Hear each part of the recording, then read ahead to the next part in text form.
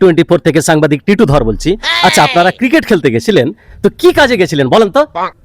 ধন্যবাদ সাংবাদিক টিপে ধর। আসলে আমরা বাংলাদেশকে আমরা সারা বিশ্বের কাছে পরিচিত অর্জন করার জন্য আমরা কিন্তু ক্রিকেটটা খেলতে গেছিলাম মূলত।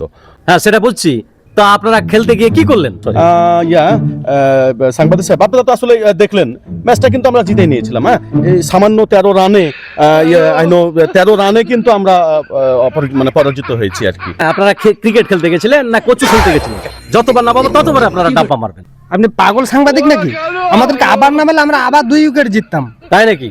আবার নামাইলে মাত্র 2 উইকেটে জিততেন? অফকোর্স, আসলে আমাদের এটা একটা ব্যর্থতা। আমাদের ফিনিশিংটা কিন্তু খুব একটা ভালো করতে পারিনি আমরা। মিডলটা তো ভালো ছিল না, আর ওপেনিংটাও কিন্তু আমরা ভালো করতে পারিনি। সব মিলিয়ে আর কি আমরা কিন্তু দুর্দান্ত ভালো একটা ম্যাচ উপহার দিয়েছি। আপনারা বাংলাদেশের মানুষ আমাদের জন্য দোয়া করবেন যেন আমরা ভালো আরো কিছু আপনাদেরকে উপহার দিতে পারি। তার মানে ওপেনিং, মিডল, শেষে কেউ ভালো করেনি।